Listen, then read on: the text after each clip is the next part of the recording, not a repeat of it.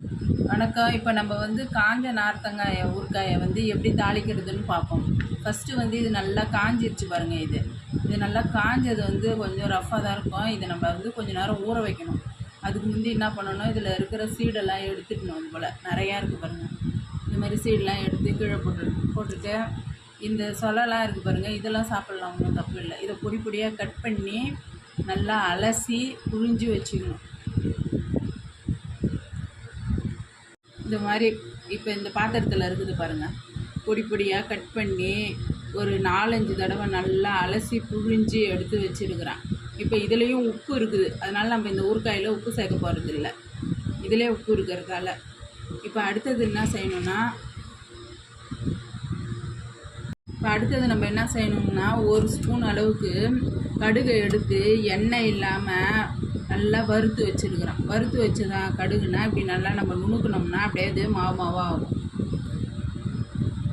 மாவாயிடுச்சு. இது வந்து எண்ணெய் இல்லாத வறுத்தது. இது மாதிரி வறுத்து வச்சுக்கணும். அதேமாதிரி எண்ணெய் இல்லாமல் வெந்தயத்தையும் 1 ஸ்பூனு வறுத்து வச்சுக்கணும். இப்போ ரெண்டுத்தையும் இதை வந்து நம்ம இந்த மாதிரி ஒரு உரலில் நுணுக்கிக்கணும்.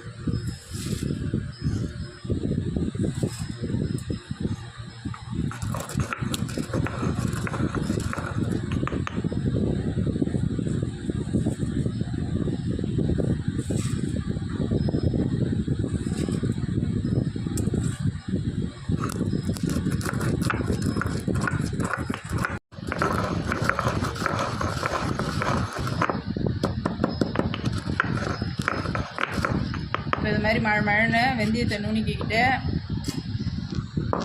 அடுத்தது கடுகு நுணுக்கிக்குவோம்.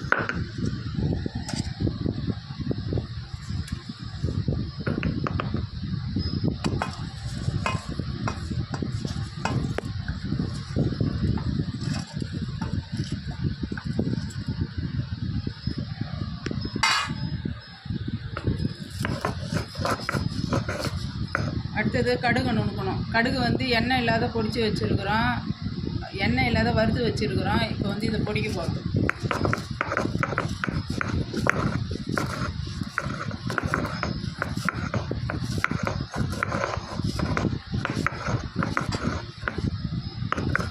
இது மாதிரி மழை நுணுக்கணும்.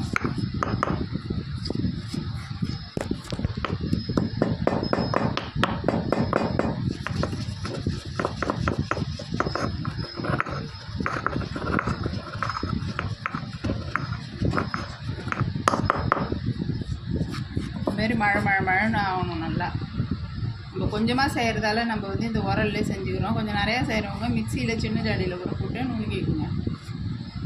பாருங்கள், நல்லா வாசனையாக இருக்குது நுணுக்கும்போது. எண்ணெய் இல்லாத கடுகை வறுத்து பலன்னு பொரியும்.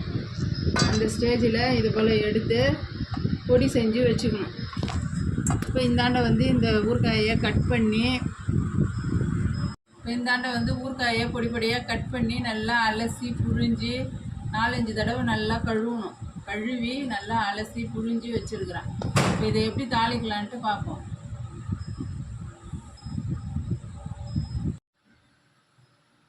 இப்போ ஒரு வானல் வச்சுக்குவோம். அந்த வானலில் வந்து கொஞ்சமாக எண்ணெய் ஊற்றிக்குவோம்.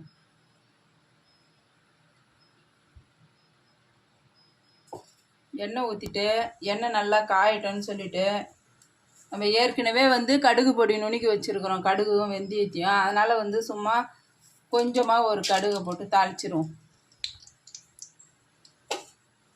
கடுகு நல்லா பொரியட்டோன்னு சொல்லிட்டு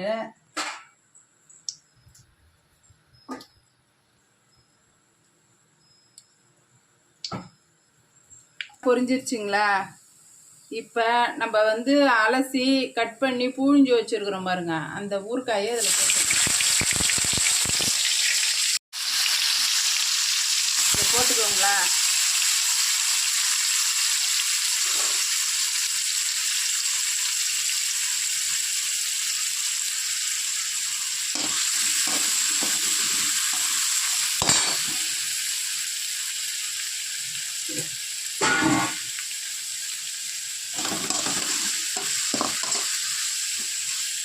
போட்டுட்டு இப்போ நம்ம வந்து வீட்டிலே நுணுக்கி வச்சுருக்கிறோம் பாருங்க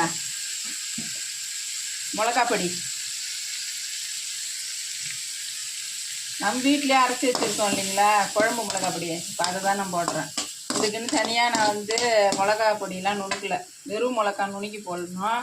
இது எங்கள் பொடி கொஞ்சம் நல்லா இருக்குன்னு நான் இதையே போட்டுக்கிறேன். கொஞ்சமாக போட்டுக்கங்க.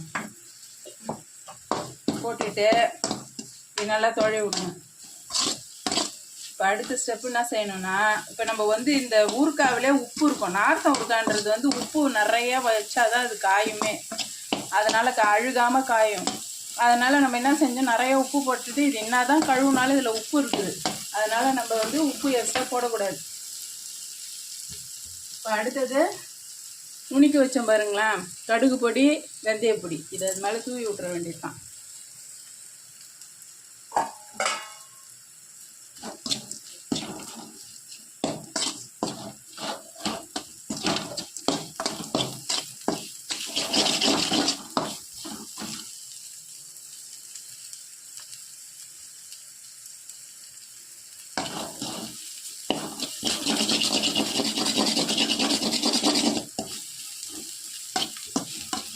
பாருங்க, ஊறுக்காயில் எண்ணெய் வந்து ஊறுக்காய் மேலே பிரிஞ்சு வரணும் தனியாக. நான் எண்ணெய் ரொம்ப ஊற்றலை, திட்டமாக தான் ஊற்றிருக்கிறேன். நிறையா ஊற்றினா உங்களுக்கு நல்லா தெரியும். இன்னும் அதை பாருங்க, அப்படியே பொங்குற மாதிரி வருது பாருங்க. இதான் வந்து நமக்கு வந்து இறக்கணுன்ற ஸ்டேஜ் தான். நார்த்தம் ஊறுக்காய் வந்து நம்ம தாளிக்கிறதுக்கு எவ்வளோ நேரம் செய்யணும்னா, இந்த எண்ணெய் வந்து ஊறுகாயை விட்டு தனியாக இப்படி பொங்கி பொங்கி வரணும். இப்போ இதுதான் வந்து நமக்கு கரெக்டான பக்குவம்னு இருக்கும். இப்போ இந்த பக்குவத்தில் நம்ம என்ன பண்ணிடலாம், ஸ்டவ் ஆஃப் பண்ணிட்டு இதை ஆற வச்சுட்டு ஸ்டவ் ஆஃப் பண்ணிடணும்.